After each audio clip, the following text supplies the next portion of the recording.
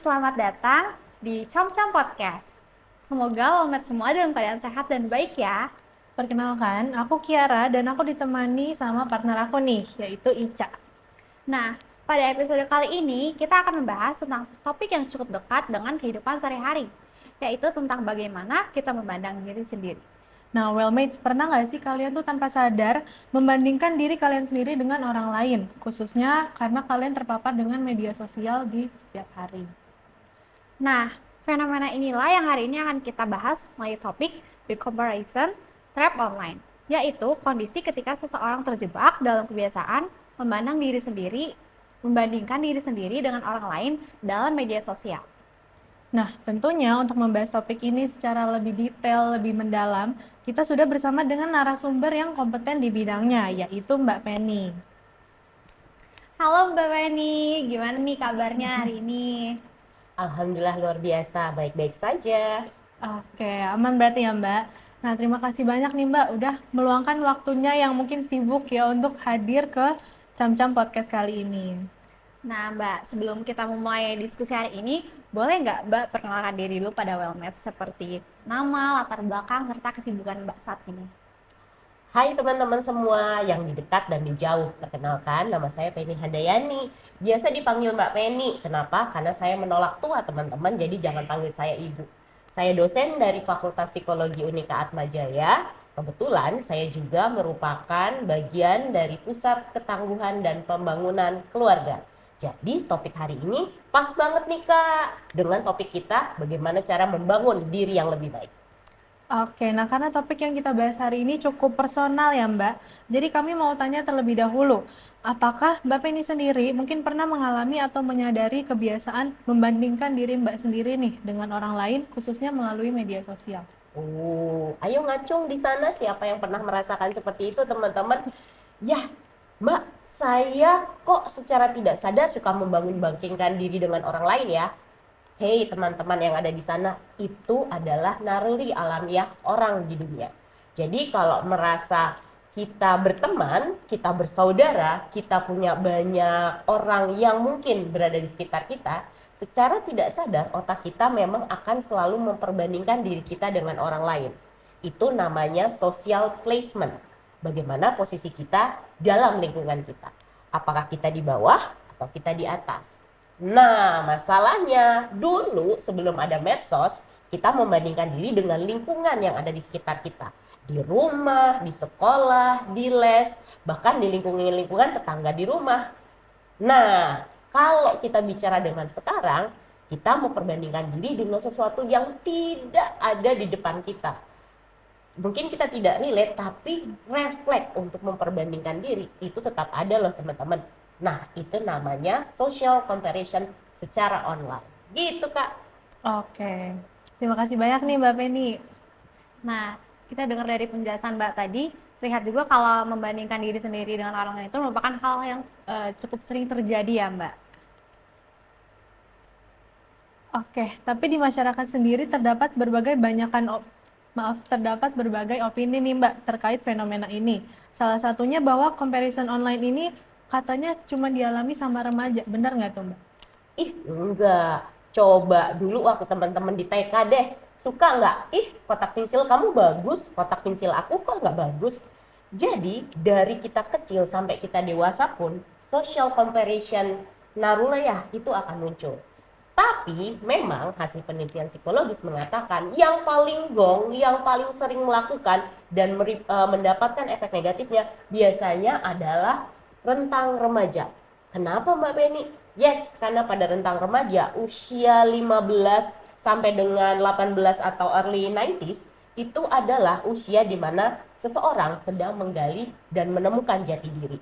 Nah, disitulah kita sedang membuat skenario atau bagaimana caranya kita define ourselves. Langkah yang paling mudah, yang paling refleks adalah compare yourself to others.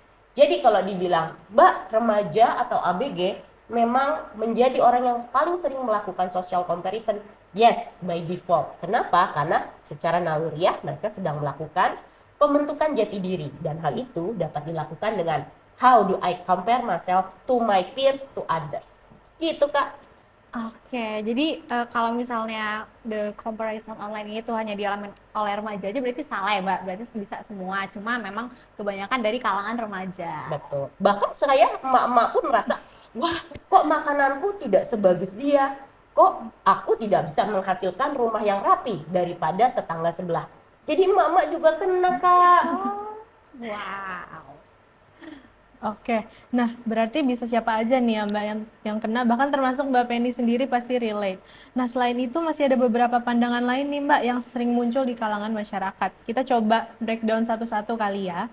Pertanyaan pertama, apakah yang kita lihat di media sosial itu selalu mencerminkan kehidupan asli seseorang? Gimana tuh Mbak? Sip. Kalau di media cetak ada istilah yang namanya you get what you said, you get what you print. Tapi sayangnya di media sosial bukan begitu Ferguson.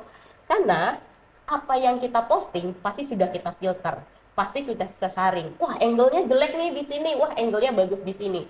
Jadi ketika kita melakukan social comparison by online, ada salah satu hal yang tersembunyi di baliknya, yaitu kita memperbandingkan diri dengan sebuah idealisme yang ditampilkan. Nah, masalahnya yang buruk-buruk kan diedit ya.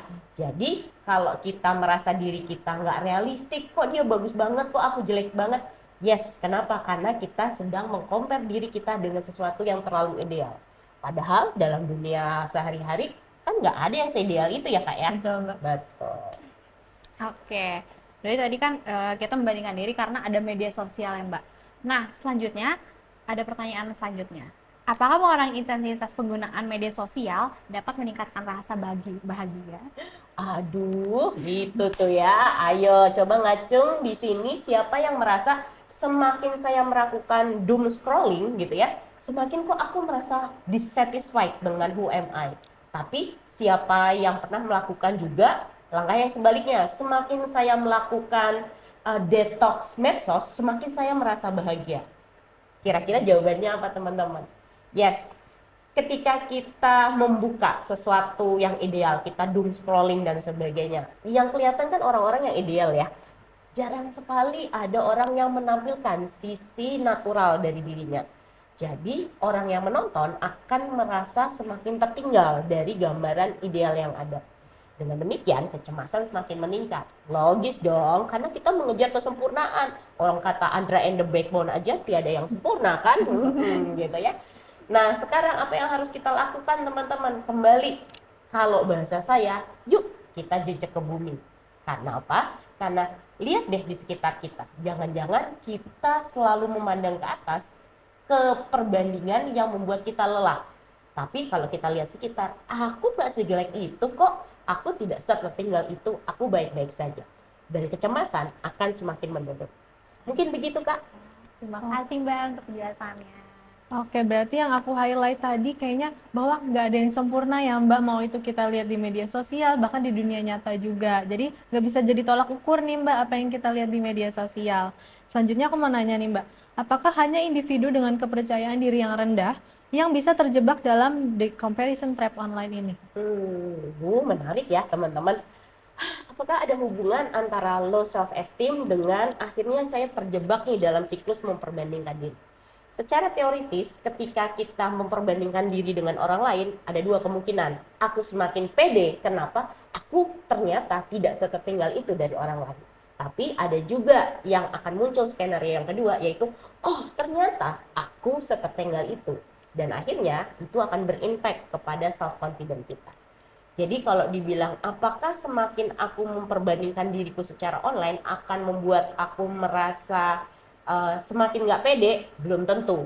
Jadi tergantung bagaimana dia berada dalam posisi itu dalam persepsinya. Ingat ya teman-teman, dalam persepsinya. Nah, apa yang harus kita lakukan nih teman-teman? Kita harus ingat bahwa semua orang diberikan dengan sisi plus dan minus nih Kak, gitu ya. Ada orang yang emang cantik banget, tapi Tuhan kan mungkin memberikan dia tuntutan di tempat lain. Ada nih orang yang makanannya menarik banget, tapi mungkin dia agak kelemahan di tempat lain. Jadi kalau teman-teman merasa semakin aku melakukan social online comparison, semakin aku dulu scrolling dan merasa nggak confident, ingat bahwa hidup ini itu seimbang. Ada yang plus, ada yang minus. Sayangnya, comparison online tidak akan pernah mengekspos kekurangan.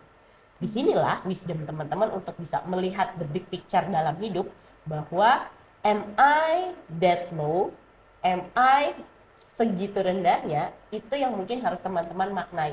Kenapa? Karena nanti yang akan berefek adalah rasa kepercayaan diri teman-teman dan mungkin akan menimbulkan kecemasan-kecemasan tertentu di bidang lain. Oke Mbak, terima kasih banyak atas penjelasannya. Jadi sekarang kita udah tahu nih mana yang mitos dan mana yang fakta. Nah, dan ternyata fenomena itu nggak sesederhana yang kita bayangkan ya Mbak. Ternyata luas banget. Oke, nah untuk memperjelas lagi kami mau bertanya nih Mbak, sebenarnya apa sih yang dimaksud dengan di comparison trap online? Siapa tahu mungkin ada yang salah paham nih Mbak. Siap. Ya teman-teman, ketika kita melakukan social comparison online, ada memang yang disebut dengan trap. Kembali yang tadi sudah kita bahas nih Kak di depan gitu ya, bahwa ketika kita go online, yang kita tampilkan adalah yang baik-baik saja. Jadi teman-teman harus ingat, ketika saya sedang melakukan comparison, bahwa mungkin yang sedang saya perbandingkan adalah ideal self dari seseorang, diri yang ideal, keadaan yang ideal dan sebagainya. Padahal di dunia ini tidak ada yang ideal.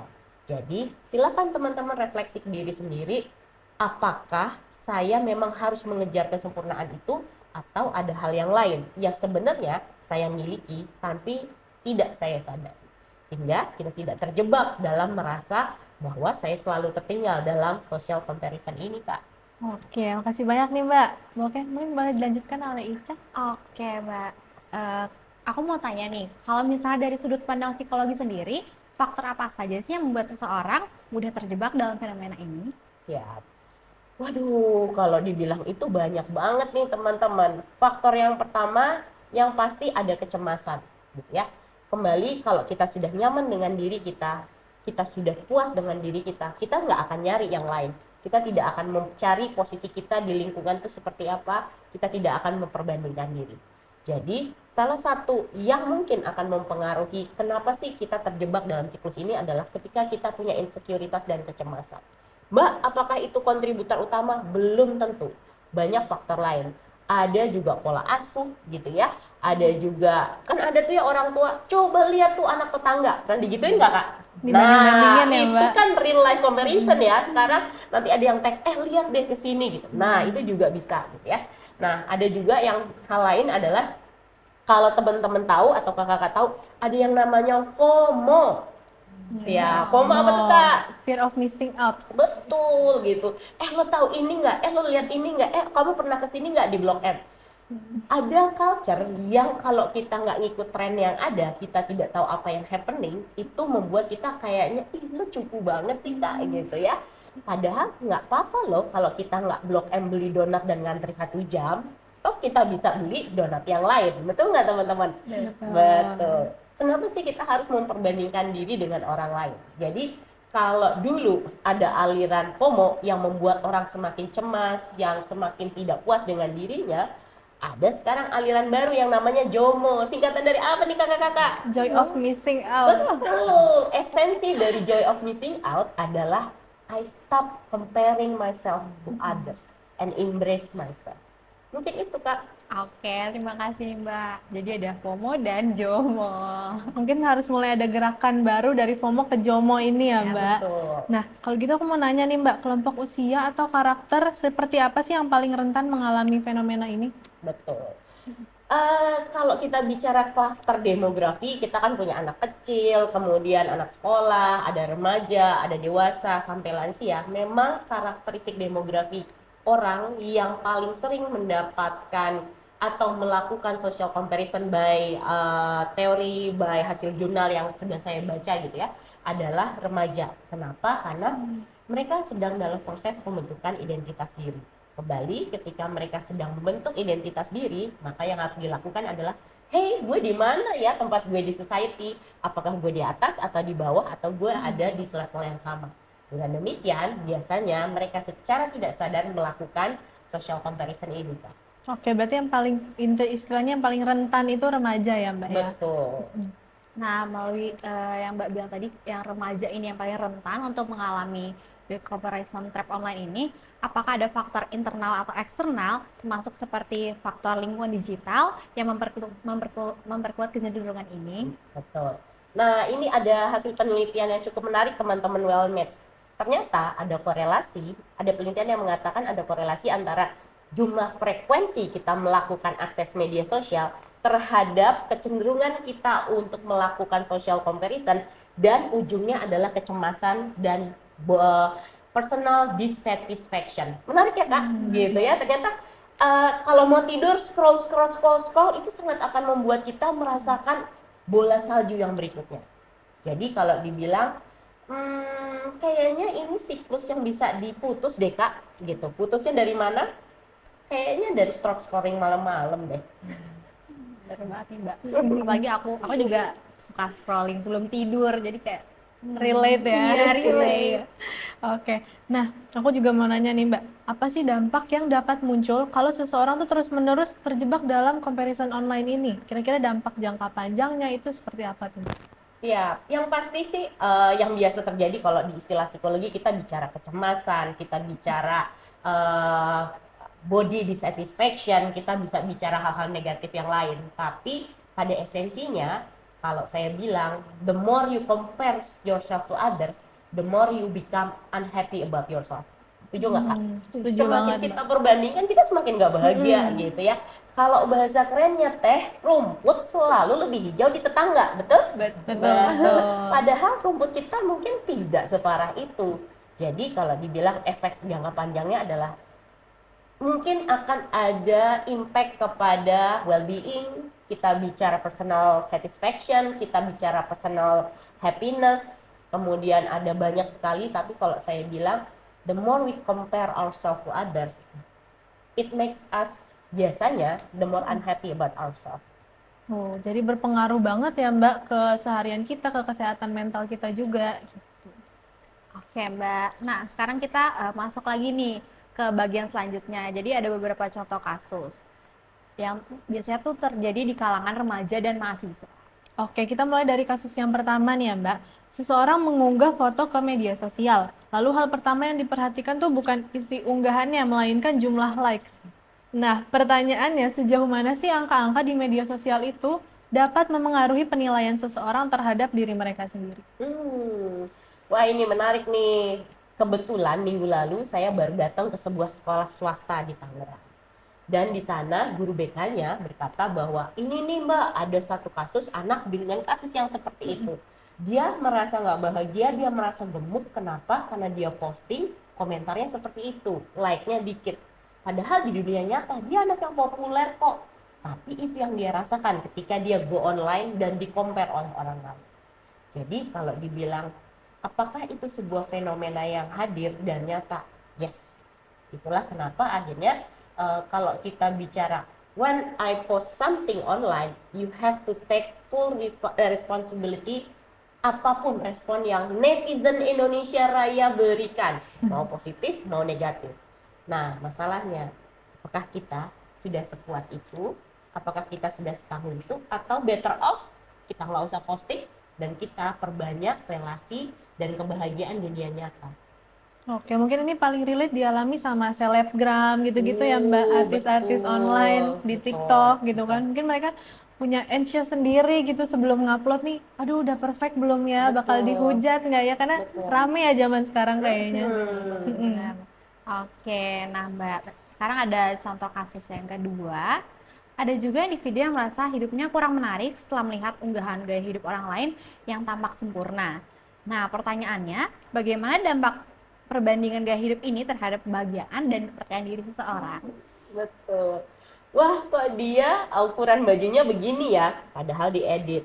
Wah, kok hidupnya baik-baik saja ya, padahal tidak dilihatkan bagian jeleknya.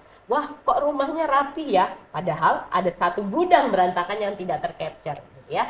Jadi kembali ke statement saya sih Kak, gitu ya.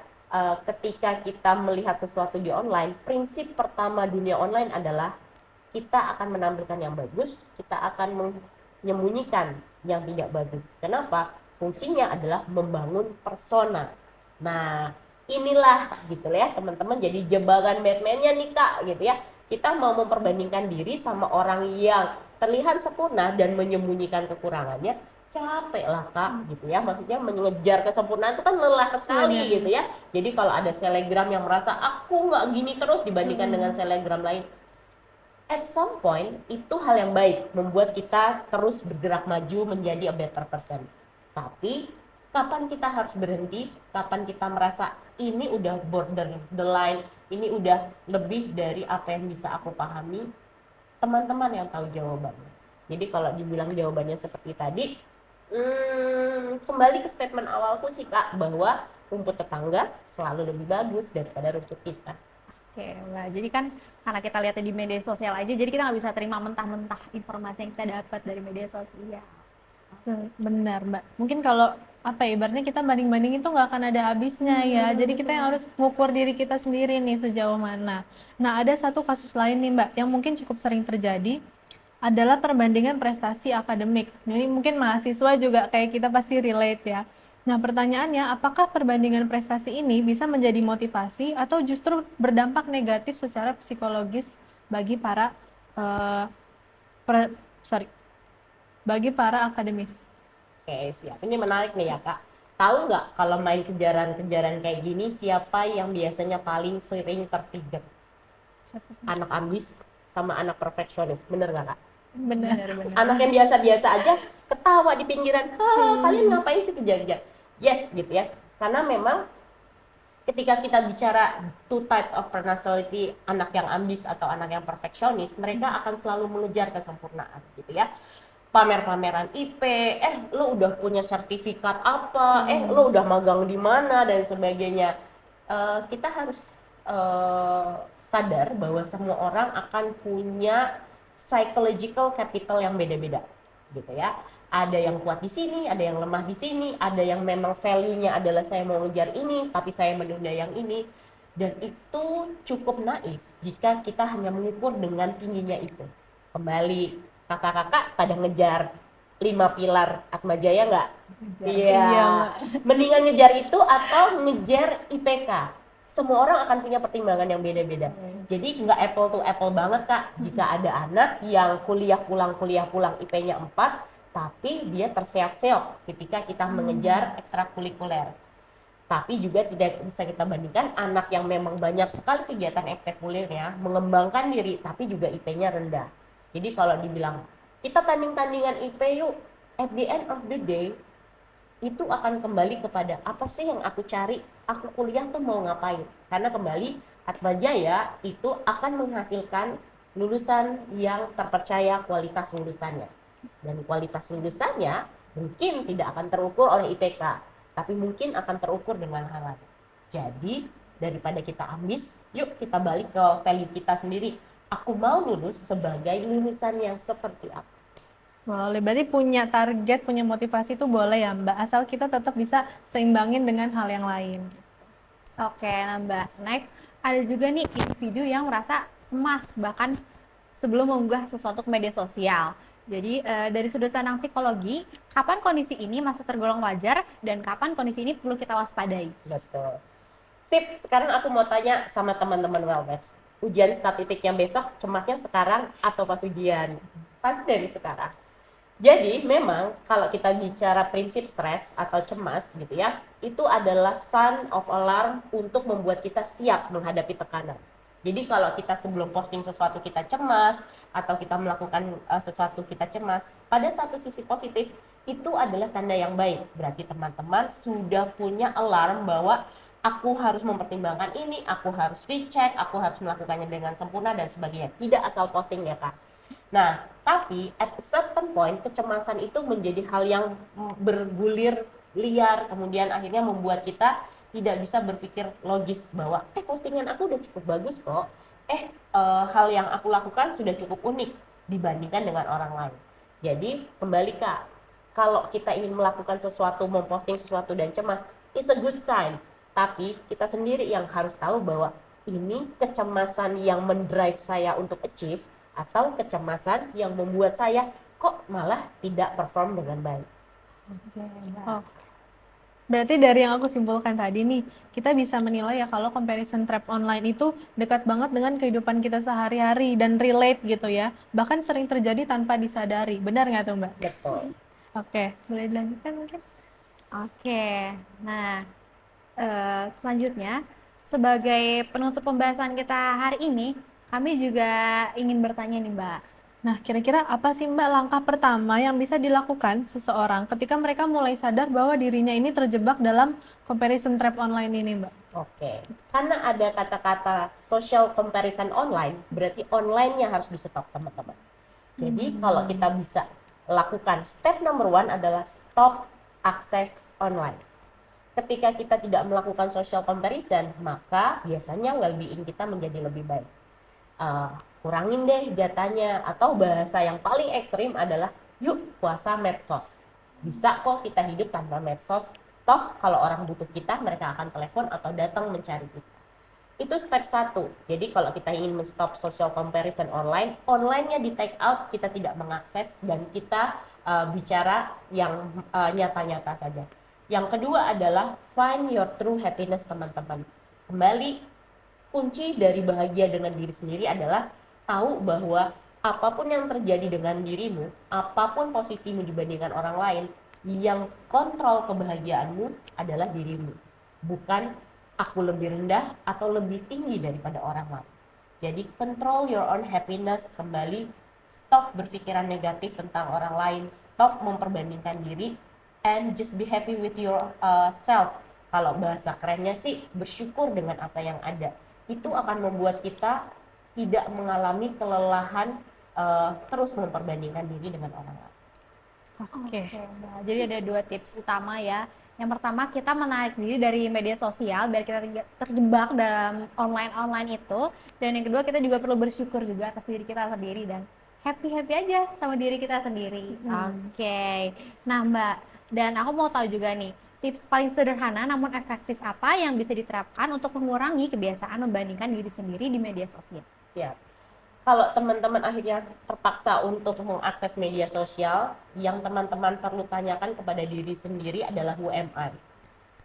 Tanyakan value teman-teman, tanyakan self-worth teman-teman. Apakah perlu saya diperbandingkan atau aku punya sesuatu yang tidak bisa diperbandingkan dengan orang lain? Karena di psikologi kita percaya ya Kak, semua orang itu unik kan? Betul. Jadi kalaupun kita memperbandingkan apel dengan jeruk, itu sesuatu yang tidak kompatibel. Semua orang akan punya value-nya masing-masing, semua orang akan punya self-worth-nya masing-masing. Membangun self-worth adalah kunci dari happiness dan well-being ketika kita mengakses online dan melihat kayaknya semua orang lebih di atas saya. Oke, makasih banyak Mbak atas tips-tipsnya. Semoga Wellmates bisa menerapkan tips-tips ini ya di rumah. Benar banget. Nah, dari diskusi kita hari ini, kita banyak mendapatkan insights nih dari Mbak Penny. Tadi Mbak Penny juga menjelaskan bahwa intinya teman-teman, comparison online ini merupakan hal yang wajar kok. Terlebih kita banyak terpapar dengan media sosial setiap hari gitu ya. Tapi perlu disadari juga dan perlu dikelola dengan bijak. Bahkan mungkin sesegera mungkin gitu ya Mbak, supaya dia nggak keterusan menjadi hal-hal yang lebih buruk lagi gitu. Nah, Mbak, ya sekarang sepertinya kita ada di penghujung podcast kita hari ini. Kami mau mengucapkan terima kasih banyak sebesar-besarnya kepada Mbak Penny atas waktunya dan pemikiran yang mantap banget Mbak, yang bisa Wellmates terapkan. Nah, untuk Wellmates juga jangan lupa nih untuk ngikutin media sosial Welcome supaya nggak ketinggalan podcast-podcast berikutnya. Oke, dan nantinya episode Cam-Cam Podcast ini akan ada episode selanjutnya juga. Sampai jumpa di episode selanjutnya, teman-teman. Dadah!